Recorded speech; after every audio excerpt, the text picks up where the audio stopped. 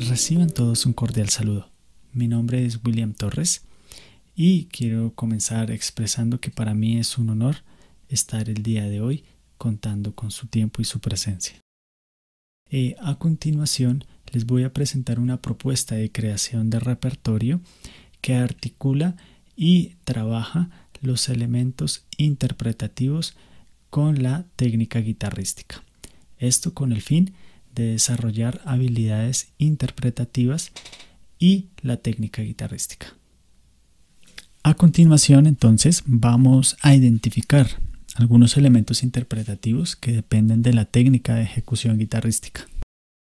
Esto con el fin de desarrollar estrategias para el trabajo de la técnica, pero en articulación con los elementos interpretativos. Esto por medio del diseño de repertorio que nos permita la enseñanza de los elementos interpretativos en la guitarra haciendo uso del minimalismo musical, con el fin de desarrollar habilidades para la ejecución expresiva. Es por esto que quiero comenzar con el término de la interpretación. La interpretación lo conocemos como la decodificación de signos musicales. Para esto es fundamental la intermediación del intérprete entre la música y el oyente.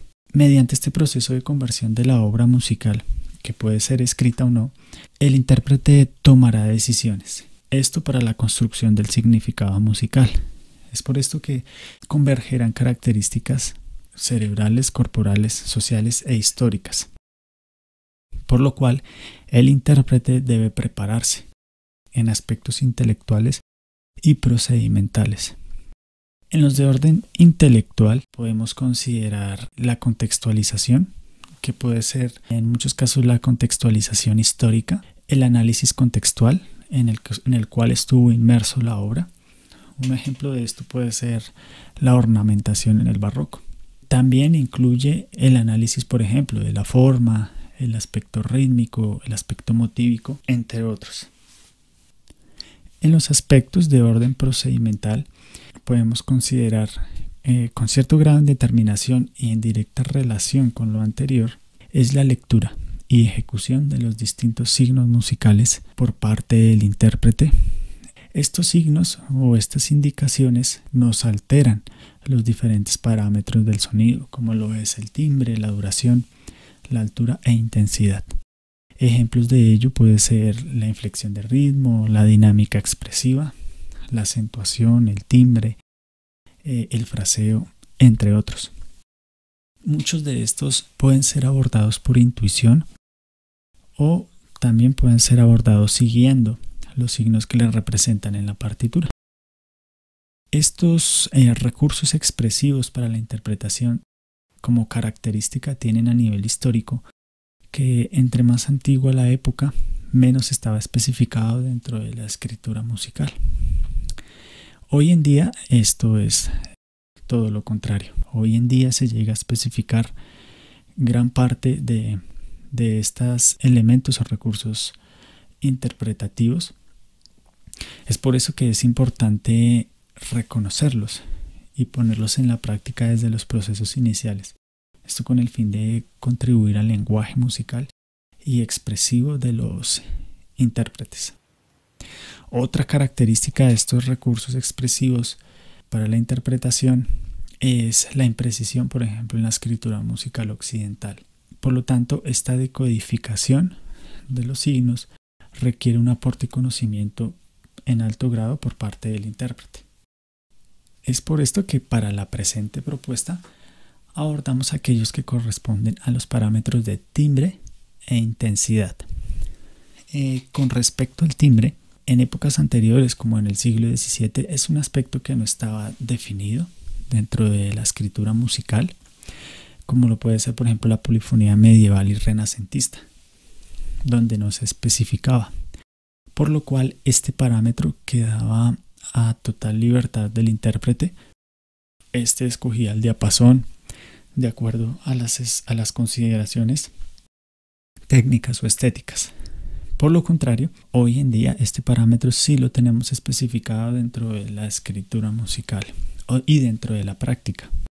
Es por esto que no tenemos gran posibilidad al respecto como intérpretes. Las posibilidades disponibles para el intérprete quedan sujetas al instrumento. Un ejemplo de esto sería, por ejemplo, cantar un mismo fragmento melódico en la voz desde lo nasal, desde lo craneal o facial. Así podemos llegar a una variedad tímbrica para un mismo fragmento melódico. En el caso de la guitarra lo podemos lograr pulsando la cuerda en diferentes puntos, ejecutando una misma nota con la misma altura en una cuerda diferente, lo cual es posible dentro de la guitarra. Estos timbres, pues dado a las particularidades de las cuerdas, del entorchado y de la cuerda de nylon. También lo podemos lograr según el limado de la uña. El uso, por ejemplo, de cambios tímbricos en la guitarra ha servido para la evocación de otros instrumentos.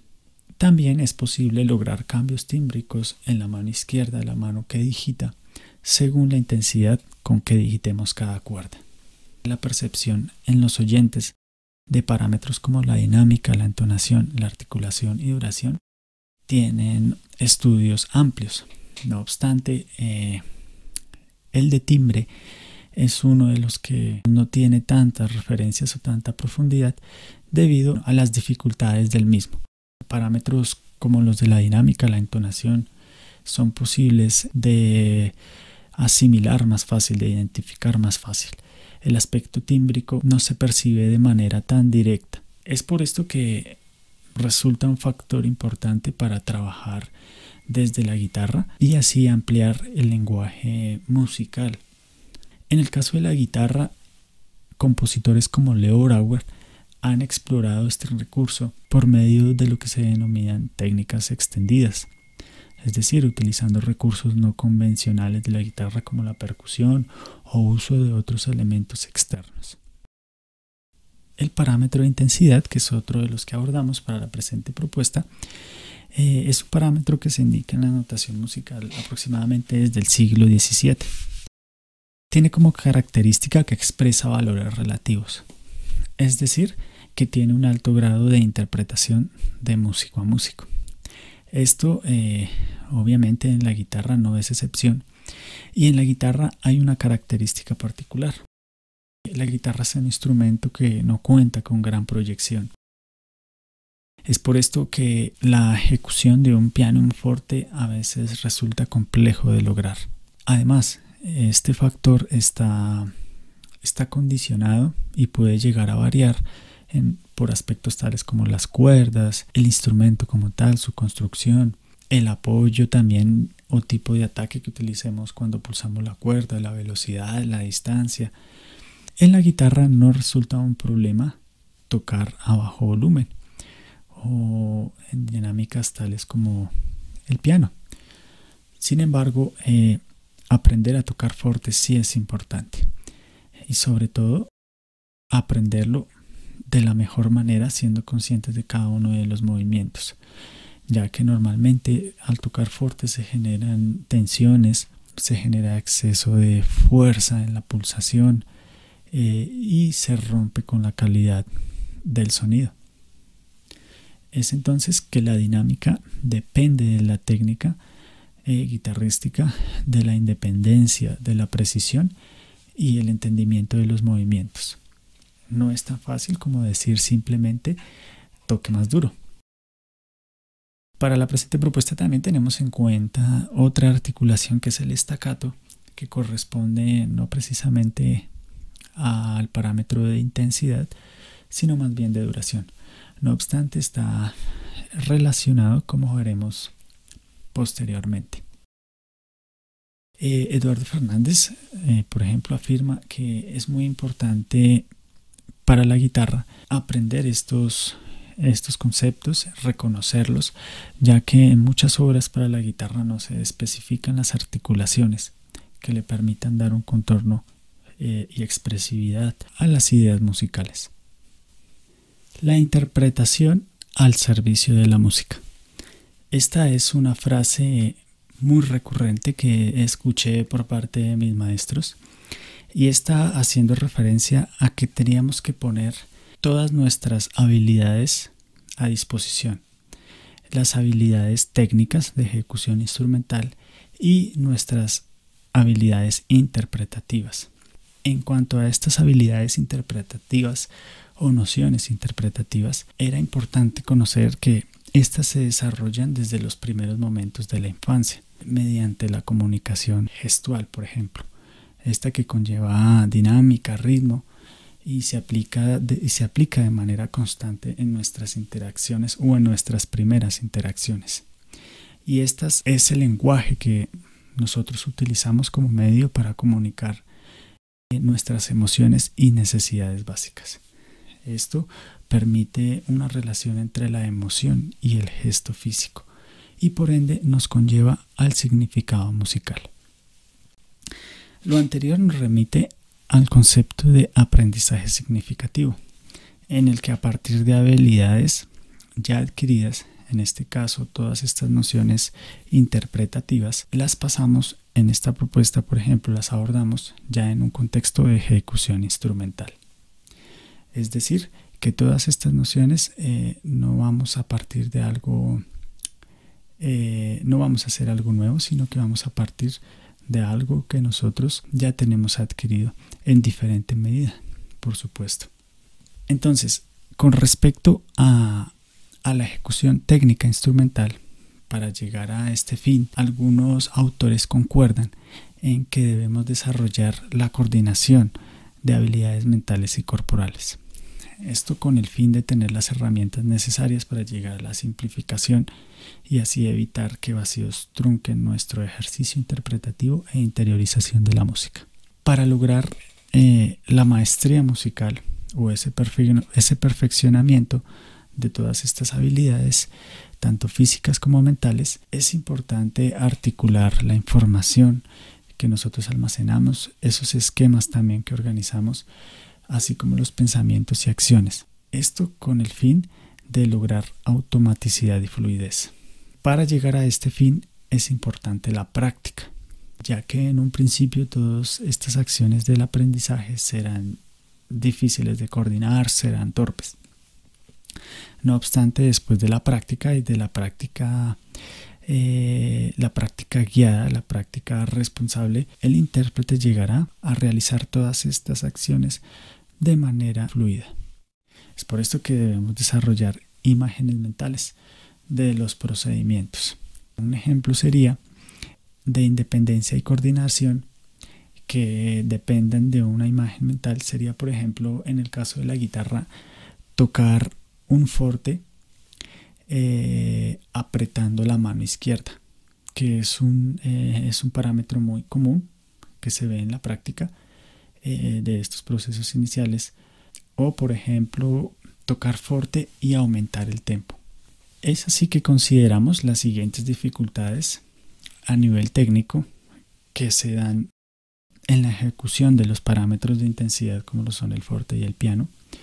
Uno de ellos es, por ejemplo, la tensión en la mano que digita cuando se ejecuta un forte en la mano derecha. Esto no posibilita el flujo de la música y causa dificultades técnicas y que pues con reiteración puede llegar a causar lesiones. Otra es la falta de coordinación e independencia de la mano derecha e izquierda, ya que se asocia disminución de la intensidad del sonido con disminución de la velocidad y viceversa. Otro tipo de dificultades que se ven asociadas es, por ejemplo, la incapacidad de ejecutar y diferenciar el espectro de ejecución para los matices de piano y forte. Y esto obviamente no solo afecta a la práctica individual, sino también la práctica grupal. Otro parámetro es la no diferenciación entre un acento y un staccato, dado a que no se tiene adquirida la imagen mental en la ejecución de cada uno de ellos. Esto nos puede conllevar a una acentuación involuntaria.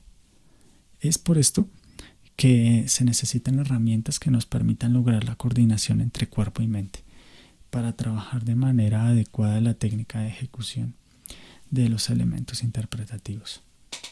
Y esto se logra trabajando, en este caso, sobre los matices. Es por esto que el material que vamos a abordar o que proponemos busca facilitar la sensación neuromotora, como lo denomina Eduardo Fernández, para que el estudiante sea responsable de su propio aprendizaje y propia ejecución de manera autónoma. El minimalismo es un movimiento presente en diferentes campos de creación como la pintura, el cine, la escultura, el diseño, la música. En el caso de la música es conocido como música modular o hipnótica, y este fue considerado como uno de los géneros experimentales más populares que se origina en los Estados Unidos entre los años 60 y 70. Es por esto que tiene un amplio ejercicio compositivo. Entre este ejercicio compositivo se destacan compositores como Steve Reich, Philip Glass, La Monte Young, entre otros. El minimalismo surge en oposición a lo que ellos consideraban como la música compleja. Un ejemplo de esto será el serialismo. Compleja, por ejemplo, en su forma, a nivel armónico y también a nivel melódico. Ya hablando de las características musicales o compositivas también del minimalismo, hay una que se destaca y es la repetición. Este es el elemento de mayor referencia para el público. Esta repetición o reiteración se da principalmente en frases, en células rítmicas o motivos. Otra de estas características es la instrumentación o la instrumentación estática. La instrumentación estática consiste en pequeñas agrupaciones tipo música de cámara, y esto también en principio a la búsqueda y utilización de lo esencial, es decir, en reacción a la orquesta sinfónica tradicional. Los primeros en conformar, o más bien que se destacan en cuanto a la conformación de este tipo de agrupaciones, es Steve Reich. Otra de las características es el pulso estable, como bien se entiende. Otro de ellos es el cambio de fase, que consiste en que dos frases idénticas con ritmos ligeramente diferentes se desfasan entre sí. Otra característica importante es los procesos aditivos. Los procesos aditivos consisten en la adición de los recursos y puede ser, por ejemplo, en un patrón se puede alargar mediante adición de notas a medida que van sucediendo las repeticiones. Puede ser también en un patrón repetitivo con silencios, que a medida que van pasando los compases se van agregando notas en cada recurrencia. Estos patrones también se pueden aumentar alargando la duración de sus notas. Este patrón o parámetro de la adición de los procesos aditivos hace referencia o se destaca que tiene directamente relación con la serie Fibonacci. El minimalismo, ahora visto como una herramienta formativa, nos permite ventajas en el trabajo grupal, ya que el minimalismo, al concebir la participación y ejecución equitativa de los intérpretes, esto con el fin de lograr música atmosférica sin roles protagónicos, representa una oportunidad para la construcción de piezas musicales en la que las estructuras sonoras resultan de la sumatoria de todas las partes, por lo cual genera un compromiso equilibrado independientemente del nivel técnico que el compositor pueda fijar en cada una de las diferentes voces. El minimalismo, como herramienta formativa a nivel técnico, nos representa una gran oportunidad desde la repetición. Recordemos que este parámetro ha sido utilizado en el diseño de estudios para la adquisición de la técnica guitarrística en épocas, por ejemplo, la época del clasicismo.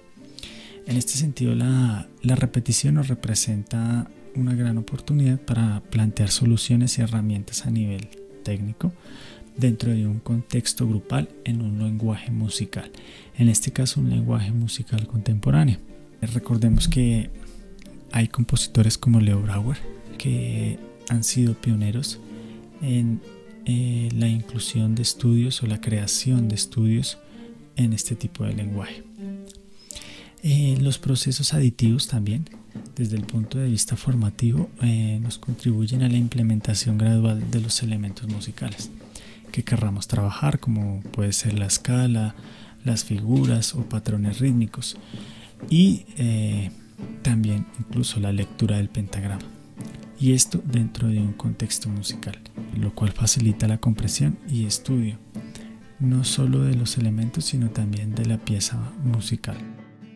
El minimalismo en esta propuesta, nos representa un medio alterno para el aprendizaje técnico interpretativo, enfocado obviamente en la práctica musical expresiva desde un contexto grupal. A continuación, entonces, vamos a identificar desde la partitura cómo pusimos en articulación y en diálogo todos estos elementos. En esta primera obra, en contexto minimalista, se le permitirá al estudiante o intérprete trabajar y desarrollar habilidades en los siguientes aspectos. Primero, coordinación e independencia entre cuerpo y mente. Esto mediante la generación de representaciones o imágenes mentales de cada procedimiento en cada mano. En este caso, por ejemplo, en los 12 primeros compases se le plantea al estudiante que la digitación se realice con nota apagada, es decir, digitar con tan poca fuerza que la cuerda no haga contacto con la superficie del mástil, lo cual generará la siguiente sonoridad.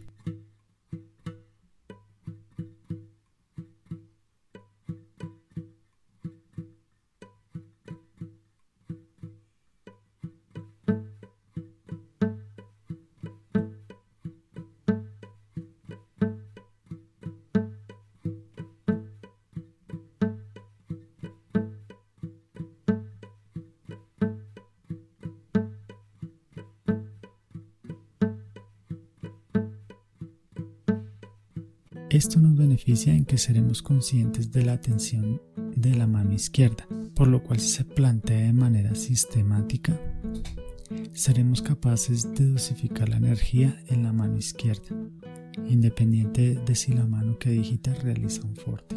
Otro de los beneficios es que la particularidad del efecto realizado hará que el intérprete tenga que prestar especial atención desde la parte auditiva, lo que quiere decir que el intérprete tenga que prestar especial atención de manera auditiva a lo que está realizando y lo que quiere ofrecer con su ejecución, por lo cual esto involucra el oído de manera consciente. Anteriormente no lo nombramos, pero dentro de la adquisición y el entendimiento y ejecución de todos estos elementos interpretativos, es decir, de la interpretación, es fundamental el oído.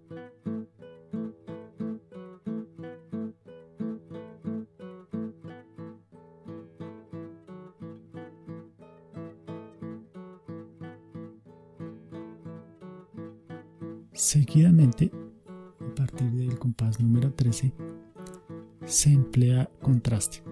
En este caso se solicita a los ejecutantes que digiten la cuerda de manera normal. Por medio de esto, y complementando lo anterior, se logra ser consciente de la presión suficiente que debe realizar para hacer sonar la cuerda sin excesos de fuerza. Como podemos ver, aquí también se incluye el staccato, lo cual nos permite la práctica con el fin de generar la imagen mental en el procedimiento de tensión y distensión, que es un procedimiento que nos permite la dosificación de la fuerza y la relajación muscular dentro de la ejecución instrumental.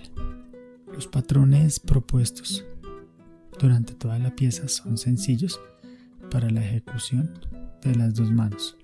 El estudio aquí pretende centrar la atención en el control de las acciones y de la atención de la mano izquierda, con el fin de contribuir a la adquisición de las imágenes mentales y asimismo acercarnos a la coordinación de las acciones entre digitación y pulsación.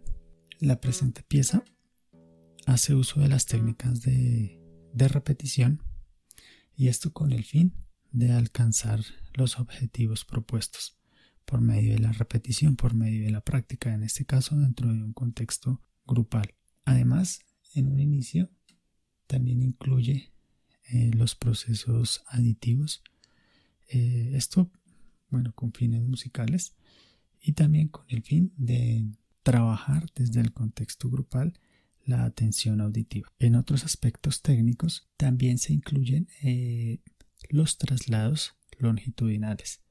En este caso, los traslados longitudinales los plantea Carlevaro dentro de su método Esto con el fin de también fortalecer la mano izquierda en la ejecución de los traslados. En este caso, el traslado por sustitución consiste en el traslado que comparte lugar, pero no comparte dedos. Es así como lo podemos ver acá en la guitarra número 1, en el presente patrón, en la guitarra número 2 y en la guitarra número 3. Este contexto minimalista nos permite incluir diferentes aspectos para trabajar a nivel técnico y la repetición presenta una gran oportunidad. En este caso, como por ejemplo, se propone un patrón de 2 compases que se centra en el traslado por sustitución. Basado en el libro de Técnica, Mecanismo y Aprendizaje del maestro Eduardo Fernández, la siguiente pieza se centra en el desarrollo de la sensación neuromotora, es decir, la conexión y concientización de cuerpo y mente desde la práctica sistemática en un contexto musical de la pulsación con mano derecha. En esta primera sección de 12 compases podemos observar el plaqué, es decir, la ejecución de varias notas en simultánea para la guitarra. Este se propone como el primer procedimiento que nos permitirá la construcción y fijación de la postura. Este se propone como el primer procedimiento que nos permitirá una construcción y fijación de la postura adecuada para la acción de la mano que pulsa la cuerda. En articulación con este podemos observar el crescendo y el diminuendo. Estos tienen como finalidad fundamental permitir controlar los movimientos, ya que como lo describe Eduardo Fernández, mediante la ejecución en bloque, aplicando los reguladores, es posible identificar las 3 diferentes sensaciones neuromotoras que se dan mientras se avanza en la realización del crescendo y el diminuendo. Es decir, que un movimiento controlado tiene las siguientes características. Entonces, por ejemplo, en el piano nos indica que la sensación neuromotora que se debe buscar al momento de realizar la ejecución en bloque se debe ubicar en la palma de la mano. A medida que se va avanzando en la dinámica y que se va aumentando la densidad del sonido, la sensación neuromotora se debe ubicar en el dorso de la mano. Y finalmente, cuando llegamos al forte, la sensación se debe ubicar aproximadamente en el antebrazo. La ubicación de dichas sensaciones garantizará que se realiza el movimiento correcto. Posterior a lo descrito anteriormente, podemos observar en la partitura que se cambia la ejecución en bloque a distintas combinaciones de arpegios. Esto con el fin de permitir la concientización de las sensaciones neuromotoras en otros contextos de ejecución y además se permite también desarrollar la interdependencia segmentaria, es decir, el movimiento independiente de cada uno de los dedos. Como podemos observar en la partitura, se sigue este mismo procedimiento descrito para cada una de las voces. Es importante fomentar la necesidad de la aplicación de los diferentes matices y articulaciones. Esto con el fin de hacer entender a los intérpretes, a los ejecutantes, a nuestros estudiantes, que estos son tan importantes como tocar las mismas notas y que la ejecución de ellos son también evidencia de una buena técnica instrumental. A continuación, los dejo entonces con esta última pieza.